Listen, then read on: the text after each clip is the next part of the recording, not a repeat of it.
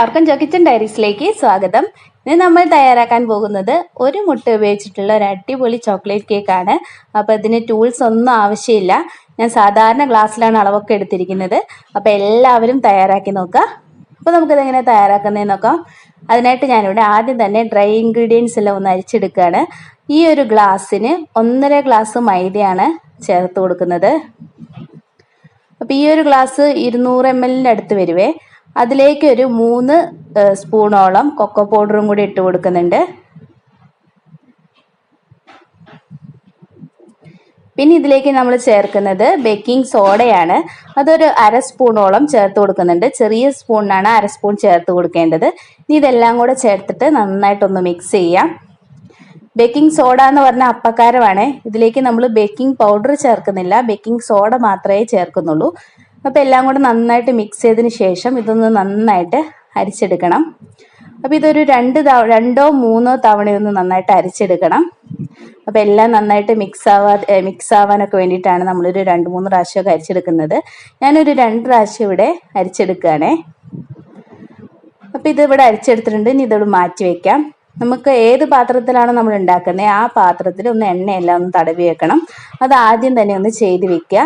ഇപ്പം ഞാനിവിടെ തയ്യാറാക്കുന്നത് കുക്കറിലാണ്. അപ്പോൾ കുക്കറിൽ എണ്ണയോ അല്ലെങ്കിൽ ബട്ടറോ നമുക്കൊന്ന് തേച്ച് കൊടുക്കാവുന്നതാണ്.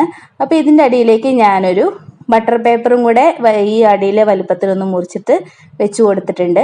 അപ്പോൾ ബട്ടർ പേപ്പർ ഇല്ലെങ്കിൽ നിങ്ങൾ സാധാ വെള്ള പേപ്പർ വെച്ച് കൊടുത്താലും മതി.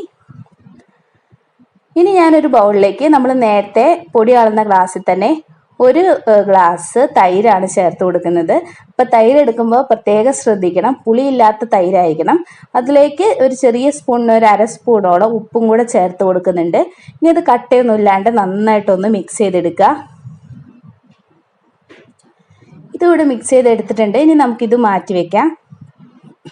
പിന്നെ വേറൊരു ബൗളിലേക്ക് ഞാനിവിടെ 3 സ്പൂണാണ് ബട്ടർ ചേർത്ത് കൊടുക്കുന്നത്. റൂം ടെമ്പറേച്ചറിലിരിക്കുന്ന ബട്ടറാണ് ഞാനിവിടെ എടുത്തിരിക്കുന്നത്. അതുപോലെ തൈര് ഞാൻ റൂം ടെമ്പറേച്ചറിൽ വെച്ചതിന് ശേഷമാണ് കേട്ടോ എടുത്തിരിക്കുന്നത്. ഇതിലേക്ക് പൊടിച്ച പഞ്ചസാര ചേർത്ത് കൊടുക്കാം. നമ്മൾ ആ മൈദ അളർന്ന ഗ്ലാസ്സിൽ തന്നെ 1.5 ഗ്ലാസ് പഞ്ചസാരയാണ് ഞാൻ പൊടിച്ചെടുത്തത്. അതും കൂടെ ചേർത്തിട്ട് നമുക്കിത് നന്നായിട്ടൊന്ന് മിക്സ് ചെയ്യാം. നിങ്ങൾ ആദ്യമായിട്ടാണ് ഈ ചാനൽ കാണുന്നതെങ്കിൽ ഒന്ന് സബ്സ്ക്രൈബ് ചെയ്തേക്കണേ. കൂട്ടത്തിലുള്ള ബെല്ലൈക്കൺ കൂടെ ഒന്ന് അമർത്തിയേക്കണേ. അപ്പോൾ ഇതിവിടെ നന്നായിട്ട് മിക്സ് ചെയ്തിട്ടുണ്ട്. ഇനി ഇതിലേക്ക് നമ്മൾ 1 മുട്ടയാണ് ചേർത്ത് കൊടുക്കുന്നത്. പിന്നെ ഇതിലേക്ക് 1 ടീസ്പൂണോളം വാനില എസൻസും കൂടെ ചേർത്ത് കൊടുക്കുന്നുണ്ട്. അത് രണ്ടും കൂടെ ചേർത്തിട്ട് ഒന്നും കൂടെ നന്നായിട്ടൊന്ന് മിക്സ് ചെയ്യുക. അപ്പോൾ ഇതിന് വിസ്ക് ഉപയോഗിച്ചിട്ട് ഒന്ന് മിക്സ് ചെയ്യുകയാണെങ്കിൽ നന്നായിരിക്കും. അല്ലെങ്കിൽ സ്പൂൺ കൊണ്ടായാണെങ്കിലും ഒന്ന് മിക്സ് ചെയ്തെടുത്താൽ മതി. ഇതിലും കട്ടകളൊക്കെ ഉണ്ടാവും. അപ്പോൾ കട്ടകളൊന്നും ഇല്ലാണ്ട് ഇത് നന്നായിട്ടൊന്ന് മിക്സ് ചെയ്തെടുക്കണം. കണ്ടോ, ഈ ഒരു പരുവമായിട്ടുണ്ട്. ഇനി ഇതിലേക്ക് നമ്മൾ ചേർത്ത് കൊടുക്കുന്നത് നമ്മൾ നേരത്തെ അരിച്ചു വെച്ചിട്ടുള്ള ഡ്രൈ ഇൻഗ്രീഡിയൻസ് ആണ്. അത് കുറച്ചായിട്ടൊന്ന് ചേർത്ത് കൊടുത്തിട്ട് നന്നായിട്ടൊന്ന് മിക്സ് ചെയ്തെടുക്കണം. അപ്പോൾ എല്ലാം കൂടെ ഒരുമിച്ച് ചേർത്ത് കഴിഞ്ഞാൽ പെട്ടെന്ന് കട്ട പിടിക്കുകയും ചെയ്യും, ഇളക്കാനും ബുദ്ധിമുട്ടായിരിക്കും. അപ്പോൾ കുറച്ചായിട്ട് ചേർത്ത് കൊടുത്തു കഴിഞ്ഞാൽ പെട്ടെന്ന് തന്നെ നമുക്ക് മിക്സ് ചെയ്യാൻ പറ്റും.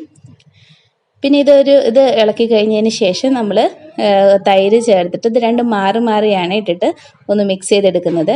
അപ്പോൾ തൈരും കൂടെ ചേർത്തിട്ട് നമുക്ക് നന്നായിട്ടൊന്ന് മിക്സ് ചെയ്തെടുക്കാം. കേക്കിന് വേണ്ടി എടുക്കുമ്പോൾ എപ്പോഴും ശ്രദ്ധിക്കേണ്ട ഒരു കാര്യം, നമ്മൾ എല്ലാ സാധനങ്ങളും റൂം ടെമ്പറേച്ചറിൽ ആയിരിക്കണം. അതുപോലെ ഇപ്പോൾ മുട്ട, ബട്ടർ, തൈര്, പാല് എല്ലാം ചേർക്കുന്നുണ്ടെങ്കിലും എല്ലാം റൂം ടെമ്പറേച്ചറിലായിരിക്കണം. അപ്പോൾ തണുപ്പ് പാടില്ല, ഒന്ന് ശ്രദ്ധിക്കണേ. അപ്പോൾ 2 പ്രാവശ്യം മാറിയായിട്ട് ഞാനിവിടെ പൊടിയും തൈരും മാറി ഒഴിച്ചു കൊടുക്കുകയാണ്. എന്നിട്ട് ഇത് നന്നായിട്ടൊന്ന് മിക്സ് ചെയ്തെടുക്കുകയാണ്. അപ്പോൾ ഞാൻ വേറെയും കേക്കുകൾ ഇട്ടിട്ടുണ്ടായിരുന്നു. അത് കാണാത്തവരുണ്ടെങ്കിൽ അതും കൂടി ഒന്ന് പോയി കാണണം. ഇപ്പോൾ ഇതിവിടെ നന്നായിട്ട് മിക്സ് ചെയ്ത് എടുത്തിട്ടുണ്ട്. ഈ ഒരു പരുവത്തിലാണ് ഇരിക്കേണ്ടത്.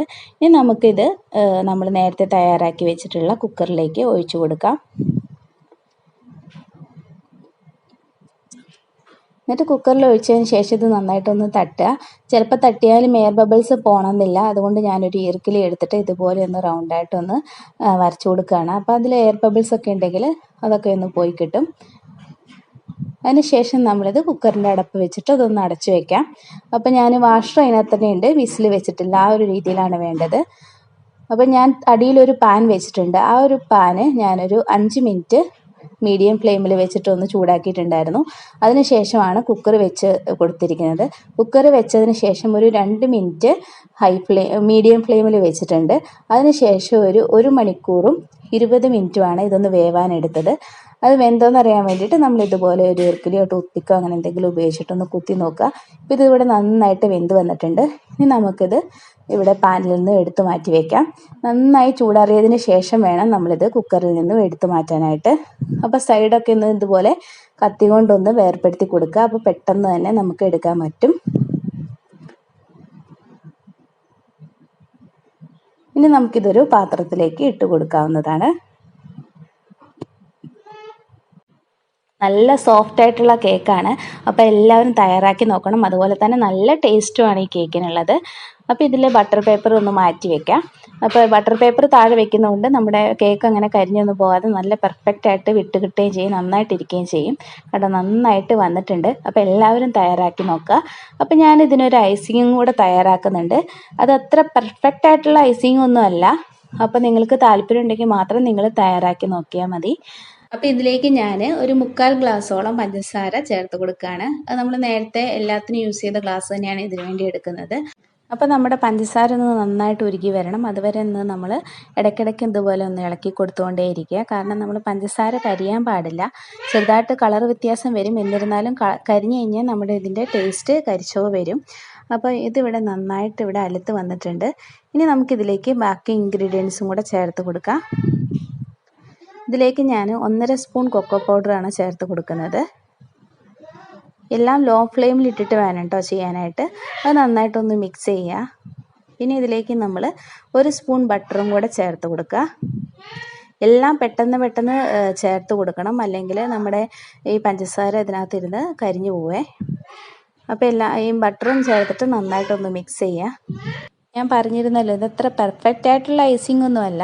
പിന്നെ ഇത് നമ്മുടെ ഒരു ഡ്രോബാക്ക് എന്താണെന്ന് വെച്ച് കഴിഞ്ഞാൽ ഇത് നമ്മൾ മുറിക്കാനൊക്കെ ഭയങ്കര ബുദ്ധിമുട്ടായിരിക്കും. കേക്ക് മുറിക്കുന്ന പോലെ നല്ല പെർഫെക്റ്റായിട്ട് മുറിക്കാനൊന്നും പറ്റത്തില്ല. ആ ഒരു ബുദ്ധിമുട്ടുണ്ട്. പിന്നെ ഇതിലേക്ക് ഞാൻ ഇപ്പം 2 സ്പൂണോളം പാലും കൂടെ ചേർത്ത് കൊടുക്കുന്നുണ്ട്. അതിനപ്പം തന്നെ തീ ഓഫ് ചെയ്യണം. എല്ലാം കൂടെ നന്നായിട്ടൊന്ന് മിക്സ് ചെയ്യുക. അപ്പോൾ ഒത്തിരി ചൂടാറാൻ വേണ്ടി വെയിറ്റ് ചെയ്ത് കഴിഞ്ഞാൽ ഇത് ഇവിടെ ഇരുന്ന് കട്ടയായി പോകും. അതുകൊണ്ട് നമ്മൾ ചൂടോടുകൂടി തന്നെയാണ് ഇത് നമ്മൾ കേക്കിൻ്റെ മുകളിലേക്ക് ഒഴിച്ചു കൊടുക്കുന്നത്. അപ്പോൾ ഞാനിതായത് കേക്കിൻ്റെ മുകളിലോട്ട് ഒഴിച്ചു കൊടുക്കുകയാണ്. പിന്നെ അപ്പം തന്നെ നമ്മളിതൊന്ന് സ്പ്രെഡ് ചെയ്തും കൂടെ കൊടുക്കണം. സ്പാച്ചുല എന്തെങ്കിലും വെച്ചിട്ട് ഇത് നന്നായിട്ടൊന്ന് സ്പ്രെഡ് ചെയ്തും കൂടെ കൊടുക്കുക. അപ്പോഴാണ് ഇത് നന്നായിട്ടിരിക്കുകയുള്ളൂ. ഇത് തണുത്ത് കഴിഞ്ഞ് കഴിഞ്ഞാൽ പിന്നെ ഇത് കട്ടയാകും. പിന്നെ അതിൻ്റെ മുകളിൽ കൂടെ വീണ്ടും ഒഴിച്ച് കഴിഞ്ഞാൽ ആ ഒരു ഭംഗി ഇതിൽ കിട്ടത്തില്ല. ഉണ്ടാക്കുന്ന അപ്പം തന്നെ ഇത് മുറിക്കാനും കഴിക്കാനൊക്കെ ഇത്തിരി ബുദ്ധിമുട്ടായിരിക്കും. ഇത് ഇത്തിരി ക്രിസ്പി ആയിട്ടാണ് ഇരിക്കുന്നത്. ഒരു 2 ദിവസം കഴിയുമ്പോഴത്തേനും ഇത് കുറച്ചിങ്ങനെ അലത്തിട്ട് നല്ലൊരു പരുവത്തിലാകും. അപ്പോൾ കഴിക്കാനാണ് കൂടുതൽ ടേസ്റ്റ്. അതുപോലെ പഞ്ചസാര കരിഞ്ഞു പോകാതെ പ്രത്യേകം ശ്രദ്ധിക്കുകയും വേണം. അപ്പോൾ താല്പര്യം ഉണ്ടെങ്കിൽ എല്ലാവരും തയ്യാറാക്കി നോക്കുക. അപ്പോൾ അടുത്ത നല്ല വീഡിയോ ആയിട്ട് വീണ്ടും കാണാം. Thanks for watching. ബൈ.